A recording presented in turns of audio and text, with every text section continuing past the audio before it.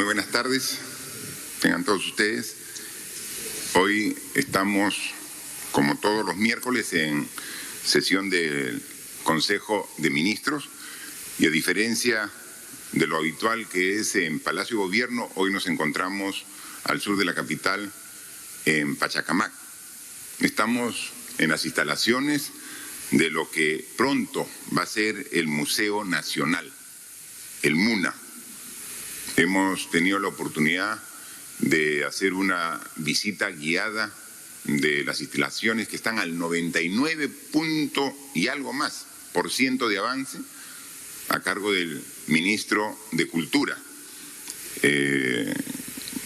garantizando que la culminación de todo lo que significa infraestructura será en el presente año para que en los primeros meses del próximo año pueda ya comenzar a ponerse en servicio de la población. Y para el 28 de julio del próximo año, cuando festejemos el aniversario patrio, no es un aniversario patrio más, es el bicentenario del Perú, 200 años de vida republicana. Y creo que este museo va a ser también una forma de marcar un hito en la historia, en la cultura, en el arte de nuestro país. Es impresionante ver las características de este museo. Va a estar a la par y va a poder competir con los mejores museos de su tipo en el mundo. A decir de los conocedores, no existe un museo de estas características en Latinoamérica. Solamente en México hay un museo de estas características por su amplitud, su complejidad y su modernidad. Y es que en el Perú tenemos mucho que mostrar. Somos orgullosos de nuestro pasado, somos orgullosos de nuestra cultura, somos orgullosos de nuestra diversidad. Y tiene que haber un espacio que se preste para mostrarlo todo ello, ¿no? Y así como estamos orgullosos del pasado, también tenemos que estar orgullosos del futuro que vamos a forjar nosotros mismos con nuestro esfuerzo. Y eso es lo que significa un museo. No solamente es ver historia, sino es ver la proyección de esa historia en el futuro. Así como somos orgullosos de Machu Picchu, de Chan Chan, y cuántas expresiones de nuestra historia, de nuestra cultura, también tenemos que juntarlas en un ambiente, en un lugar apropiado para siempre hacer la reflexión de cómo trabajar juntos hacia ese futuro que todos queremos. El bicentenario tendrá como uno de tantos hitos este Museo Nacional, MUNA. Hay muchos acontecimientos también que se van a llevar a cabo en el bicentenario, pero eso va a ser motivo de otra conferencia, otras reuniones donde liderados por el ministro de Cultura, porque el bicentenario no es de un ministerio, no es del gobierno, es de todos los peruanos. Pero aquí la organización que le estamos dando al Ministerio de Cultura para que en una próxima oportunidad nos explique todo lo que pensamos hacer. Ahora estamos en el Museo Nacional, en una reunión descentralizada, viendo todo lo referente al acontecer de nuestro país, ¿no? Y tenemos que, como siempre, comenzar por la situación de la pandemia, ¿no? Tenemos las cifras actualizadas de que ya estamos por el orden de 4 millones de peruanos que han sido muestreados, ¿no? Que se les ha tomado la prueba para ver si en su organismo está el virus. 4 millones. Más del 10% de la población. Y se ha determinado de que de esos 4 millones, 432.000 han sido dados como positivos, ¿no? Es una cifra bastante alta. Y tenemos 32.900 personas que han fallecido. Lamentablemente, a pesar de todo el esfuerzo que se ha hecho y que sin embargo vemos que gradualmente la curva tiene una tendencia a disminuir. Pero un dato que es relevante es que hay más de 720.000 ciudadanos que fueron dados positivos y que ya han sido dados de alta, ¿no? Es decir, el 86% de las personas que tuvieron el virus en su organismo ya superaron la enfermedad. Ya están incluso con el anticuerpo en su organismo. Ya son resistentes, ya son combatientes en esta lucha contra el COVID-19.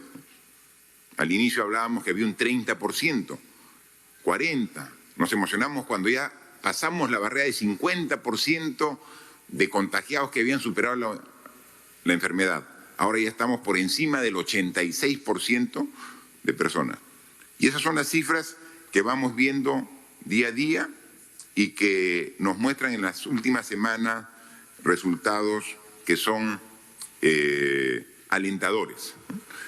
Yo quisiera dejar a nuestra ministra de Salud, a la ministra Masetti, para que en algunos cuadros nos pueda explicar cuál es la tendencia de evolución de la pandemia en las últimas semanas. Por favor, ministra Masetti. Gracias, señor presidente. Muy buenos días con todos y todas.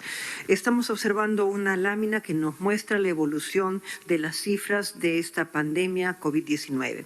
En esta lámina hemos escogido la cifra más dura, la cifra más difícil, la cifra de fallecidos tomada desde el SINADEF. Estamos viendo en esta lámina la cifra de exceso de fallecidos. Si nos fijamos en la parte inferior en verde, vamos a ver una franja en donde a lo largo del año 2019 hemos perdido cada semana en nuestro país alrededor de 2.200 personas. Eso es lo habitual por diferentes causas en nuestra patria y en diferentes lugares de nuestro país. Estamos viendo superpuesto a esta imagen una línea roja. Esta línea roja nos muestra la evolución de los fallecidos a lo largo de los meses de pandemia. Estamos viendo allí cómo la cifra ha mantenido su nivel aproximado enero, febrero y a fines de marzo comienza a ascender. Vemos igualmente dos zonas más prominentes que corresponden a los dos momentos más cruciales en nuestra patria de compromiso de ciudadanos peruanos. Hemos tenido un primer momento hacia fines de mayo y junio, donde hemos tenido una cifra importante de personas fallecidas, y un segundo momento hacia agosto. A partir de aquí estamos observando que la cifra de personas fallecidas va disminuyendo en forma constante. Estamos llegando a un nivel cercano, pero que no llega todavía a la cifra habitual de fallecidos. No sabemos qué va a pasar en las semanas que vienen. Podría suceder que lleguemos a disminuir hasta la cifra habitual. Podría suceder que nos quedemos en un nivel constante de personas fallecidas. Como van ustedes viendo, en las comunicaciones que hace el Ministerio de Salud nos mantenemos en alrededor de 100 personas fallecidas por día en los últimos días. A veces un poco más, a veces un poco menos. Como vemos, estamos evolucionando en este exceso de fallecidos hacia una disminución lenta de la cifra. Quisiera mostrarles en la siguiente lámina la disponibilidad de camas de hospitalización. ¿Qué nos muestran estas dos láminas? Desde el 16 de agosto, el 15 de septiembre y el 7 de octubre, estamos viendo cómo, en primer lugar, la cantidad total de camas, 19.267, 19.270 y 18.231, estamos viendo que de las 20.000 camas que tenía, un discreto decremento. Esto se debe a que estas camas están siendo ya utilizadas para otras patologías. No significan que se desactivan, simplemente por el momento y ante la necesidad de las patologías no COVID están siendo utilizadas para ello. Igualmente en la barra estamos viendo la parte verde. Observemos cómo a lo largo de las semanas la parte verde que representa las camas disponibles se está incrementando en forma progresiva a lo largo y ancho de nuestro país, y esto se reproduce a nivel de las regiones. En este momento ya tenemos 11.760 camas que están libres y 6.471 camas que están todavía dedicadas a la enfermedad COVID. Esto mismo también podemos verlo en la siguiente lámina en relación con las camas de unidad de cuidados intensivos. Aquí hemos querido mostrarles un poco la distribución de camas de unidades de cuidados intensivos disponibles a lo largo y ancho de nuestro país por macrorregiones. Como ven, por la parte oscura son las camas están ocupadas en cuidados intensivos y en la parte verde corresponde a las camas que se encuentran libres. El mismo fenómeno se presenta también a nivel de las camas de cuidados intensivos a lo largo de nuestro país, que nos muestra que ciertamente estamos en una etapa de relativa calma. Siguen habiendo personas hospitalizadas, afectadas por COVID, pero las cifras que teníamos antes están teniendo una tendencia a una disminución lenta. Gracias, presidente. Muchas gracias, ministra. Efectivamente, son 3 cuadros que grafican claramente de que las condiciones están mejorando. Que en menos de 2 meses se hayan liberado más de 7.500 camas con pacientes hospitalizados por requerimientos de salud de COVID-19 muestra realmente un cambio sustancial. La gráfica que teníamos inicialmente con camas UCI a nivel nacional, la gran mayoría, la barrita de cada región estaba casi todo en rojo. Había muy poca disponibilidad de camas UCI. Y ahora vemos que todas las regiones, algunas con más, otras con menos, pero todas tienen disponibilidad de camas UCI. Eso nos da cierta tranquilidad, pero ningún afán de triunfalismo. O sea, tenemos que seguir trabajando y tenemos que seguir fortaleciendo nuestra capacidad de respuesta. Y eso estamos trabajando. Y eso permite de que haya cada vez más pacientes que dados de alta, ¿no? Quizás no se entendió bien, pero he manifestado que son 720.000 pacientes que han sido de alta, han sido dados de alta de los 832.000 que son positivos. Entonces, 86% ya han superado, ¿no? Y eso lo vemos no solamente acá en Lima, sino yo viajo todas las semanas, o sea, todas las semanas. Ayer no ha sido la excepción. Ayer he estado en Ayacucho e incluso en Junín. Ayer fuimos muy temprano a Huamanga y a pesar de que Huamanga es una de las provincias que recientemente se ha levantado la cuarentena focalizada. A partir de esta semana hemos incrementado en el Hospital Regional Antiguo 100 camas nuevas de hospitalización para UCI. Y uno puede decir, si está bajando, ¿por qué aumentan las camas? Porque no queremos que un posible requerimiento futuro nos encuentre en las condiciones que estábamos en marzo. No, uno tiene que aprender de la experiencia y tiene que mejorar la misma. Pero no solamente hemos estado en Huamanga, en la capital de la región, después nos fuimos a la provincia de La Mar. Y en La Mar estuvimos en Tambo, en su capital también San Miguel, viendo cómo, por ejemplo, en San Miguel está en plena construcción un hospital para la provincia, que tiene un avance importante y significativo para que el próximo año esté a servicio de toda la provincia. No solamente nos dedicamos en los viajes a ver los temas COVID, sino hemos dado títulos de propiedad, hemos supervisado la construcción de la carretera que ya está prácticamente terminada desde Tambo hasta San Miguel en la provincia de La Mar. Luego nos hemos ido a la provincia de Huanta, también a Ayacucho, pero específicamente al distrito de Liochegua, en la selva, en la Amazonía, en el Brain. Y ahí también hemos puesto en servicio una planta de oxígeno. Y hemos estado con los alcaldes de los distritos cercanos ahí del Brain, viendo y escuchando sus necesidades de carreteras de integración, pero tranquilos al saber que ya tienen una planta de oxígeno. Nosotros hemos llevado balones de oxígeno para que puedan ser atendidas no solamente los pacientes de Liochegua, sino también de los distritos y ciudades vecinas. Luego nos trasladamos también a Mazamari, ya en la región Junín, ¿no? Entonces, un viaje intenso donde vemos cómo la población cada vez es más consciente y trabaja en ese sentido de manera responsable. Pero a pesar de que la situación en el Perú, en Ayacucho, en Loreto, en Piura, en Arequipa, en el Perú está mejorando, no podemos bajar la guardia, porque yo quiero mostrarles un cuadro complementario a los que ha presentado la ministra de Salud, ¿no? Y ese cuadro se ve varias curvitas, ¿no?, en diferentes colores. Y ahí hemos querido poner en cantidad, número de nuevos casos diarios confirmados en varios países en el mundo. La línea azul o celeste corresponde a España.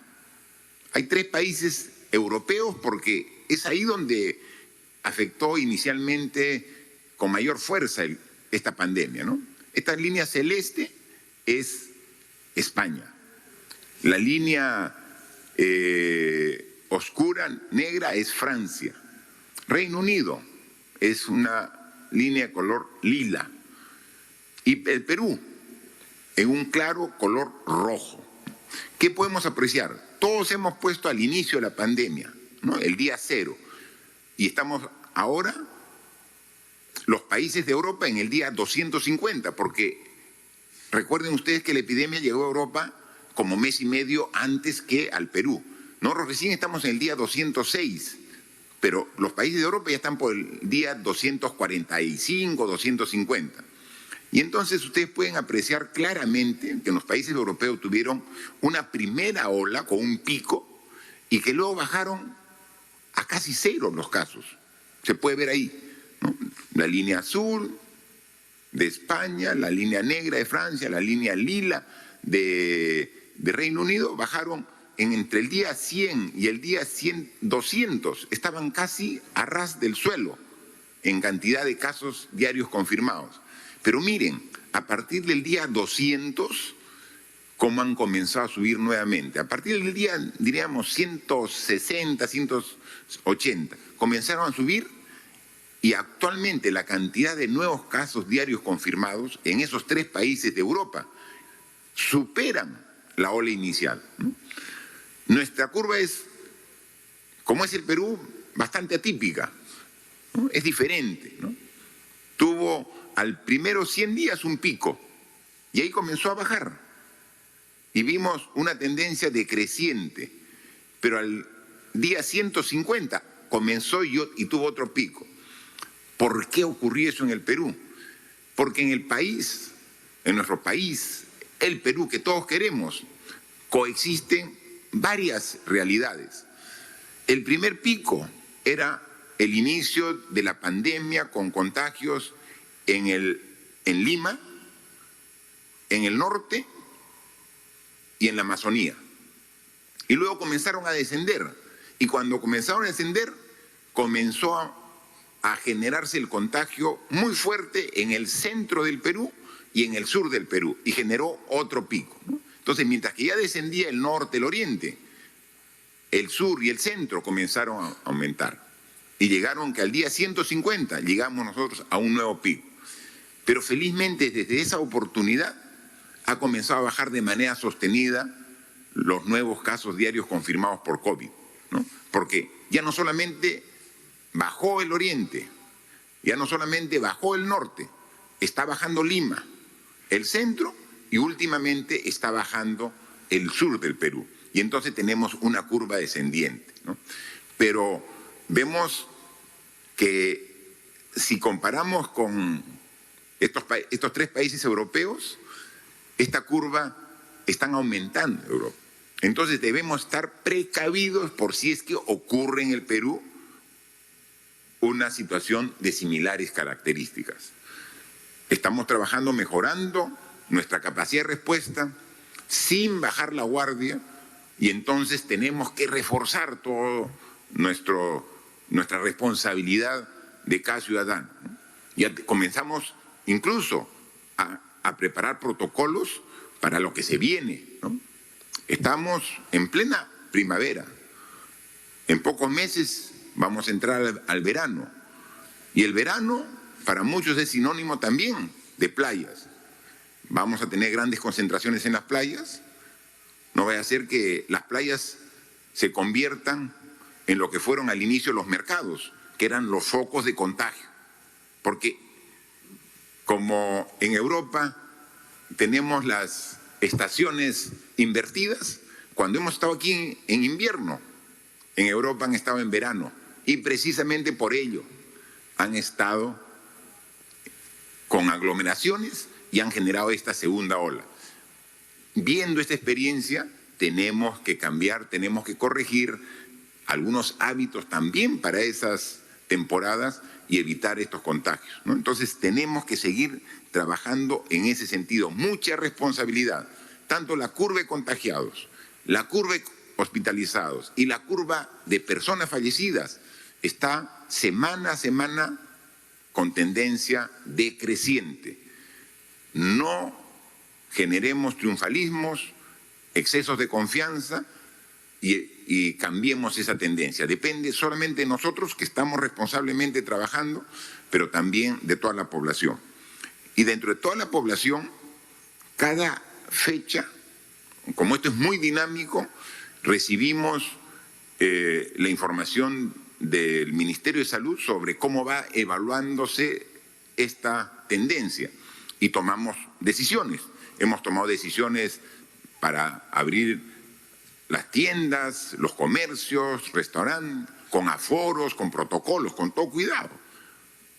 Pero hay sectores por edades de la población que han tenido un tratamiento diferenciado, ¿no? Los niños y los adultos mayores.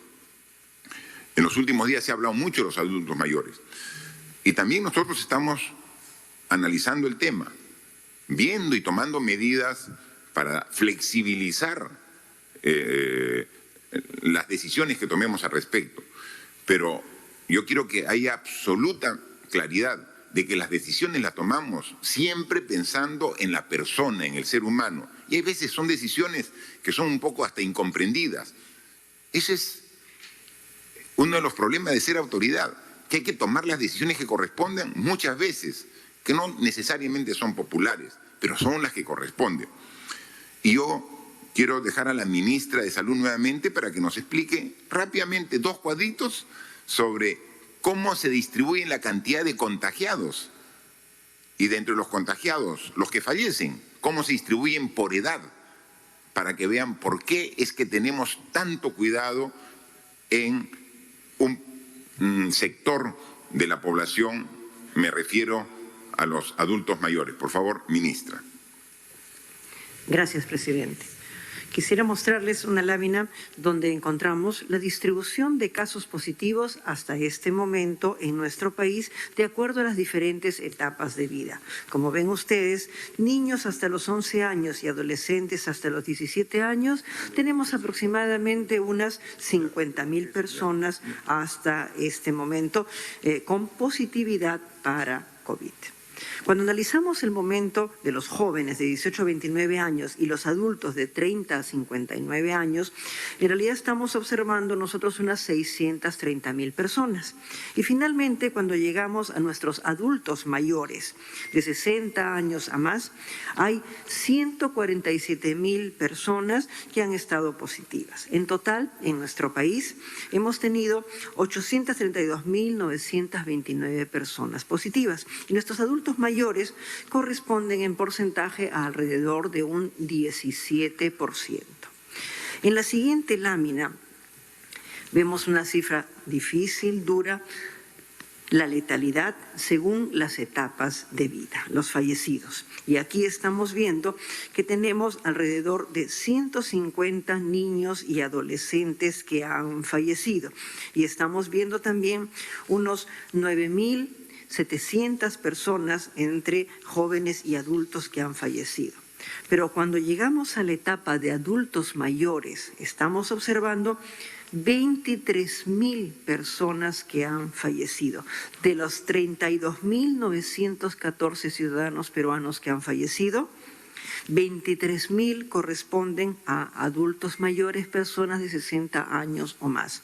Esto significa que el riesgo de morir es 8 veces más importante cuando estamos afectados por COVID si somos adultos mayores. Es 8 veces más importante.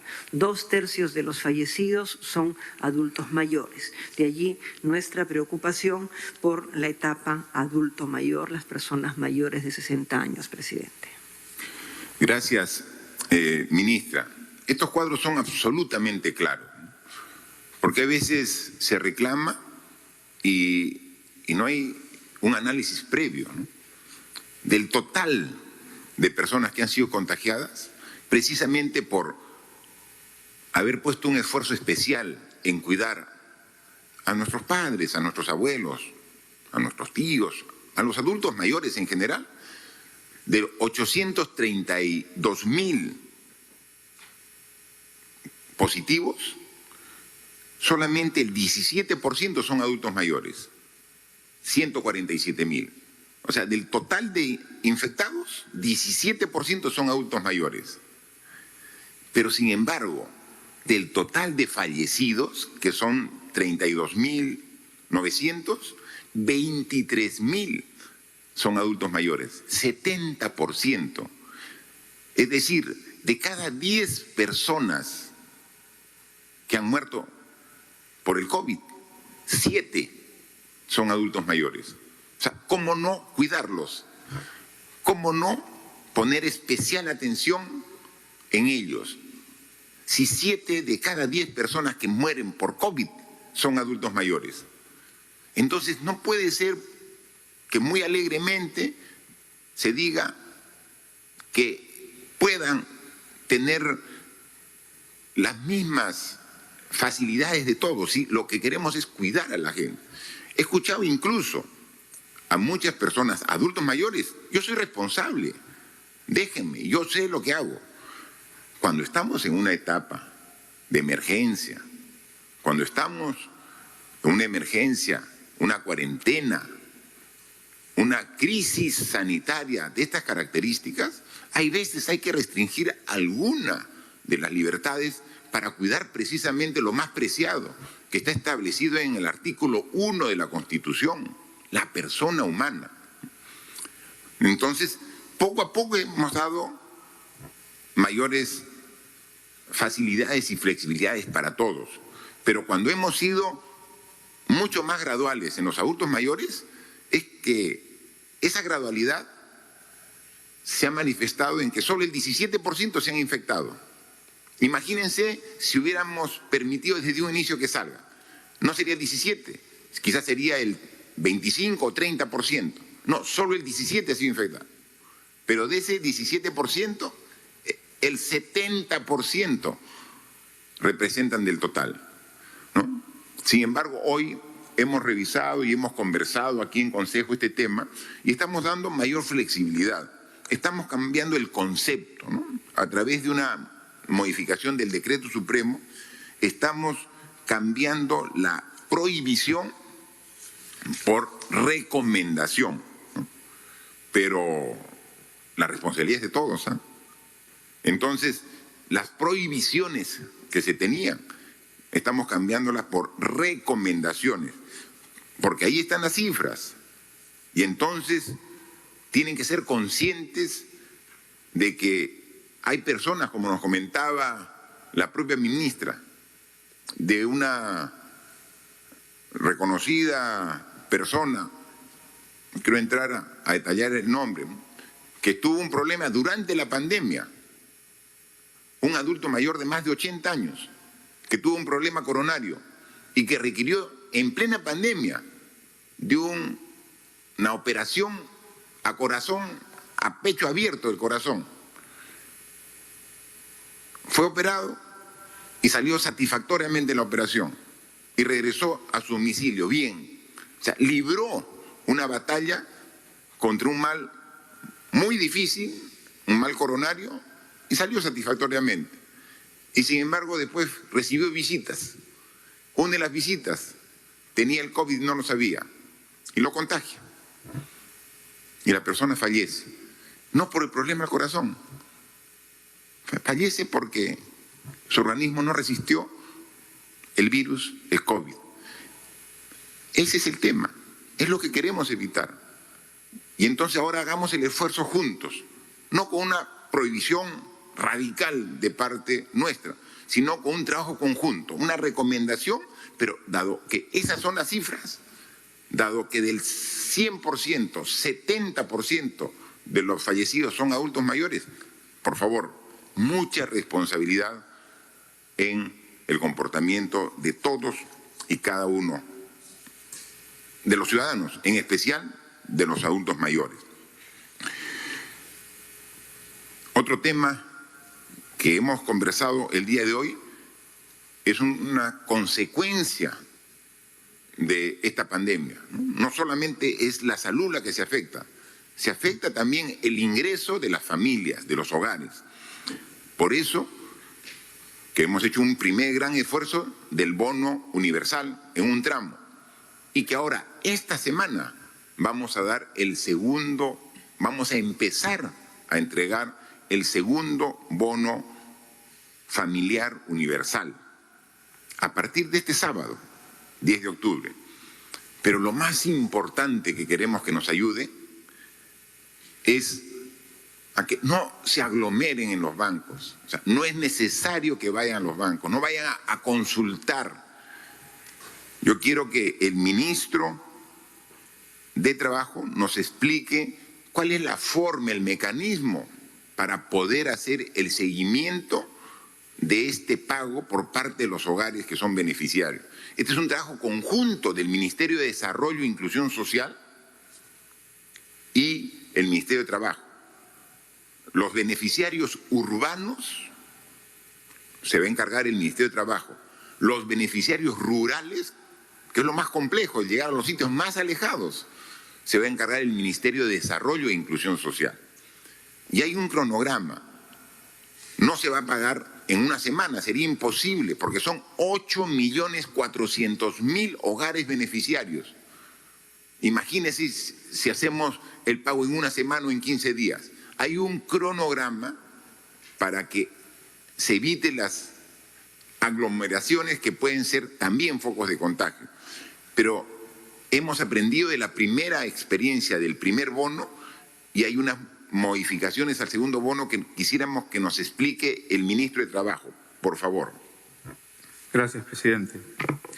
Solo recordar que esos 8.400.000 hogares, como bien ha señalado, representan a más de 21 millones de personas que están integrados en esos hogares. Y esto también ha significado un trabajo articulado entre las distintas instituciones públicas y privadas que están relacionadas al pago del bono. En el caso del sector público, desde la PCM, el MIDIS, el sector trabajo, las Fuerzas Armadas, la Policía Nacional, OCIPTEL, Migraciones, el INPE, el Banco de la Nación, la RENIEC, y desde el lado privado, todo el sistema financiero privado que es útil para este efecto, quien además, hay que resaltarlo, está participando de manera gratuita.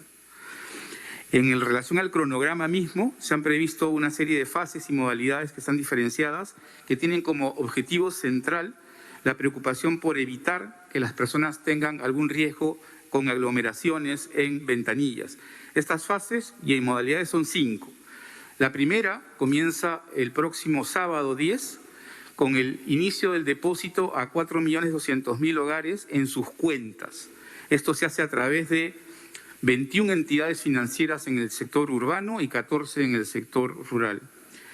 Además, se incluyen los carritos pagadores, particularmente para las zonas rurales, pero que también estarán involucrados en el pago de los adultos mayores y las personas con discapacidad, y este proceso va a comenzar a partir del 30 de octubre.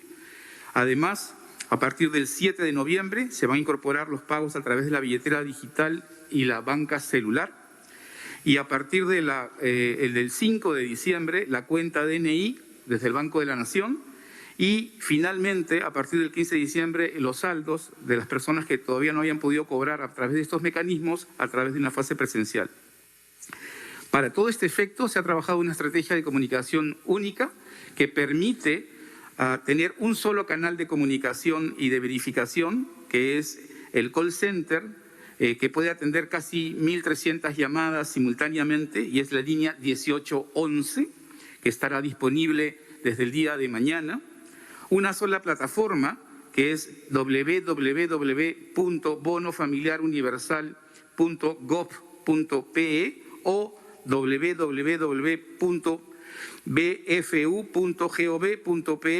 que va a permitir brindar de manera oficial toda la información relacionada a las fases y los mecanismos de pago y la oportunidad en la que serán los depósitos.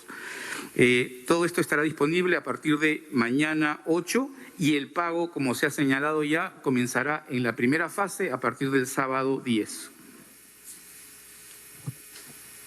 Muchas gracias, ministro. Como bien lo ha manifestado, tenemos un call center que va a poder atender 1.300 llamadas simultáneas. O sea, no tienen que ir al banco para preguntar. Y tenemos un enlace web para poder también ahí verlo. Entonces, hay formas directas para poder saber que si son o no beneficiarios. Este es el segundo bono. Entonces, los que han sido beneficiarios del primer bono van a ser beneficiarios también del segundo bono. Y quizás algunos hogares adicionales que se han ido incorporando, ¿no? Pero sí son beneficiarios, ¿no?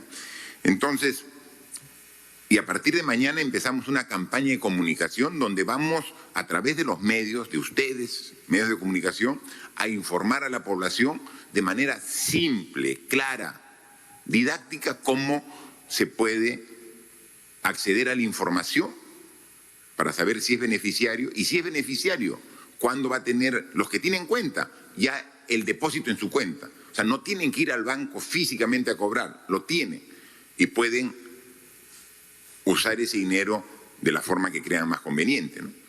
Y se ha preparado un spot que a partir de mañana también vamos a darlo a conocer, pero quisiéramos hoy día, dado que estamos aquí en Consejo, que la población que se conecta a estas conferencias puedan, en calidad de primicia, escuchar el spot a respecto del bono familiar universal. No sé si lo podrían pasar para verlo, por favor.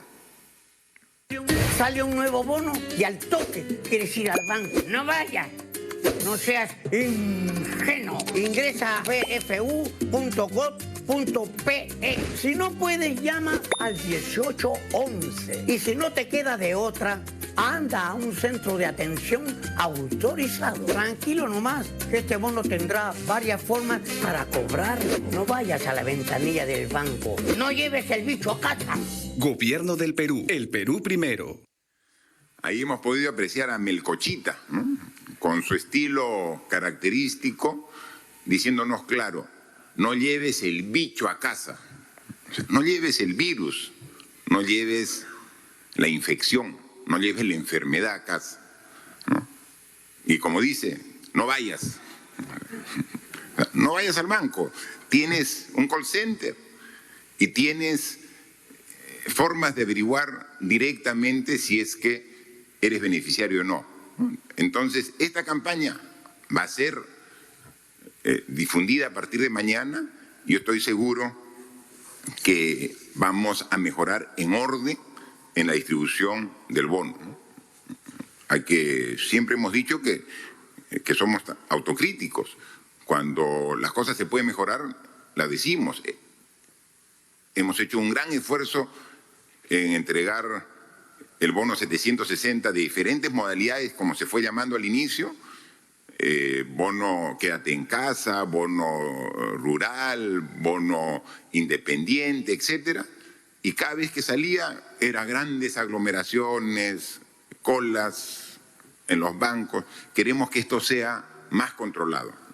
Estamos poniendo todo nuestro esfuerzo, pero necesitamos también la ayuda de la gente para que sigan las indicaciones que a partir de mañana se comienzan a difundir por los medios de comunicación.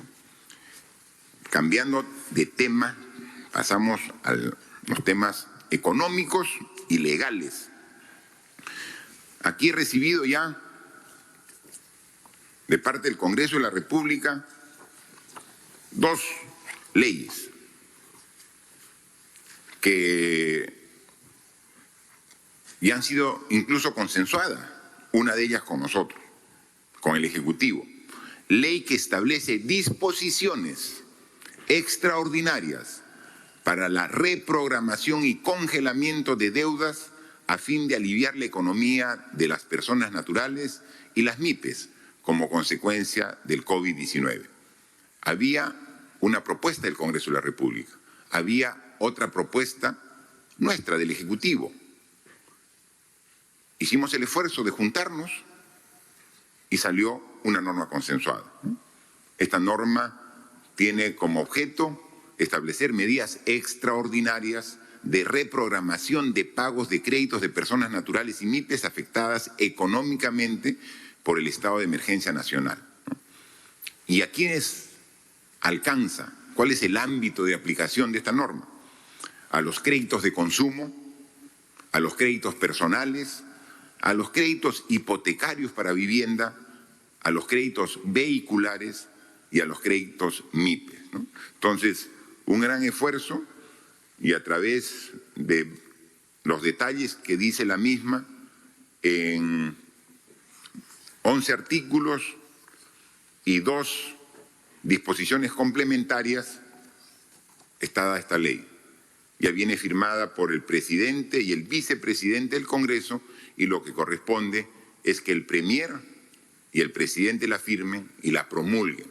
Así que hoy, siendo una norma de sumo interés para una gran parte de la población agobiada por sus deudas en el sistema financiero, y con esta norma van a tener un alivio para poder atender esta responsabilidad, porque el peruano es responsable, es cumplidor, pero ante una emergencia necesita una facilidad, una flexibilidad que le da esta norma, y con la garantía del propio gobierno vamos a ayudarlos. Entonces, esta norma sale publicada ya el día de mañana. Y hay otra ley también que nos ha llegado, que la consideramos importante, es una ley que amplía las medidas de protección laboral para mujeres gestantes y madres lactantes en caso de emergencia nacional sanitaria. Entonces, en el título está claramente establecida cuál es el alcance y el objeto de la norma. Se modifica un artículo de la ley 28048, que era la ley de protección a favor de la mujer gestante, dándole estas características en caso de emergencia sanitaria nacional. De la misma forma, aquí tenemos la ley, mucho más simple en cantidad de artículos, tiene un solo artículo y una disposición complementaria, y entonces procedemos a la firma correspondiente para su publicación el día de mañana. Así como hemos hecho un gran esfuerzo y nos ponemos de acuerdo, y nos hemos puesto de acuerdo, yo creo que hagamos otro esfuerzo, porque hay 2 normas, una ley del Congreso y una propuesta de ley nuestra respecto a la ONP, a los aportantes pensionistas. Yo creo que de las 2 normas podemos sacar una muy buena a favor de los aportantes, que como principio y criterio, que no use los aportes, ¿no? Que eso es casi la diferencia sustancial entre la norma del Congreso y la norma del Ejecutivo. Ambos poderes del Estado, el legislativo y el ejecutivo, creemos que los aportantes que ahorita están pasando por momento difícil necesitan un apoyo financiero, necesitan un apoyo económico. ¿Estamos de acuerdo? Nosotros creemos que ese apoyo debe salir de Tesoro Público, es decir, de la caja del Estado debemos darle. Lo que plantea el Congreso es que ese apoyo salga del mismo aporte, es decir, que finalmente el aportante, su ahorro que con mucho esfuerzo ha hecho, se lo demos ahorita para que se lo gaste ahora y después en el futuro se queda sin pensión, porque se lo gastó en el COVID del año 2020. En la crisis sanitaria de 2020 se gastó. Cuando acá 5 o 10 años requiera de su pensión, ya no va a haber nada, porque te la di en la emergencia nacional. Nosotros queremos atender la necesidad, pero con dinero de tesoro público. No toques tu pensión. Queremos que tu pensión sea para ti, para tu vejez. Eso es lo que queremos. Y entonces tenemos que buscar la forma y el mecanismo de darle este apoyo financiero, este apoyo económico a los que han hecho aportes a la ONP, pero sin matar su ahorro y poner en riesgo su futuro, ¿no? Entonces, y además, una serie de conceptos nuevos que proponemos, como que no sea necesario aportar 20 años, sino con 10 años sea suficiente para que puedas recibir tu pensión. Y algunos temas de beneficio adicional. Si vemos lo bueno de una norma y lo complementamos con lo bueno de la otra norma, podemos sacar en consenso una norma en beneficio de los aportantes a la ONP sin tocar sus pensiones. Yo creo que así como hoy he firmado la ley de reprogramación y congelamiento de deudas de personas, de ciudadanos del sistema financiero, yo creo que puede haber un gran esfuerzo. El Premier ha tenido ya las reuniones, algunas con algunas bancadas, algunos congresistas coordinando y vemos buena predisposición. Así que sería sumamente importante lograr ese tipo de acuerdos en beneficio de la población. Ya terminando, manifestar que hoy hemos aprobado un decreto de urgencia respecto a la vacuna, ¿no? Aquí lo tengo, está. Este es con su exposición de motivos, con toda la justificación, porque ya requerimos el pago. Ya estamos en un nivel donde requerimos dar adelantos y entonces estamos autorizando al Ministerio de Salud para que pueda hacer uso de recursos económicos para dar adelantos para las diferentes opciones. Hay una opción de vacuna global, el COVAX Facility, que ya requiere un adelanto. Ya con esto estamos facilitando. Y también poner garantía para algunos laboratorios que ya están concluyendo la fase 3 y que también, según sus propias condiciones, requiere adelanto. Eso lo hemos aprobado el día de hoy, dándole los recursos económicos necesarios y las autorizaciones que requiere el Ministerio de Salud para que pueda hacer el pago correspondiente. Así que este decreto de urgencia, sumado con el proyecto de ley que hemos enviado al Congreso para que pueda facilitar, acordar el protocolo de aprobación de la vacuna COVID, yo creo que sumado a esos dos temas, estamos avanzando para, como hemos dicho, el primer trimestre del próximo año, contar ya con la vacuna y poderla aplicar con orden de prioridad a quienes corresponda en nuestro país. Con ello hemos terminado los temas principales de agenda de la reunión del día de hoy. Quedamos a disposición de los 5 medios de comunicación que han sido sorteados para recibir las consultas correspondientes. Manifestar que aquí estamos todos los ministros y ministras en pleno. Solamente hay 2 ministros que han tenido que salir citados por el Congreso de la República. El ministro de Transportes y Comunicaciones está en la Comisión de Presupuesto, precisamente para sustentar el presupuesto de su sector para el año 2021.